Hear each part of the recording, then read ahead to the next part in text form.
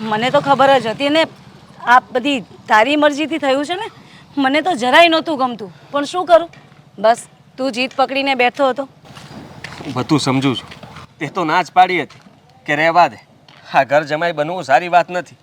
પણ ત્યારે હું જ મૂર્ખો સમજ્યો ને.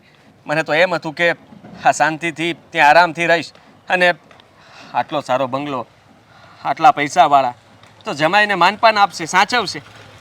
બધું ઊંધું થયું છે. મેં વિચાર્યું એમાંનું કાંઈ નથી થયું. શું થયું એ કે પેલા? એ લોકો હવે મને બહાર પણ નથી આવવા દેતા. અને મારા સાસુ મને નોકર કરતાં પણ બદતર હાલતમાં રાખે છે. ઘરનું બધું કામ કરાવે છે. શું વાત કરે છે?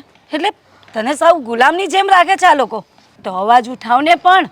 અરે શું અવાજ ઉઠાવું બેન? હવે હું એને કંઈ પણ કહેવા જાઉં છું ને તો વાંક મારો જ આવે છે. એને તો એના મમ્મી સાચા લાગે છે. એ કે એ સાચું, હું કહું એ ખોટું.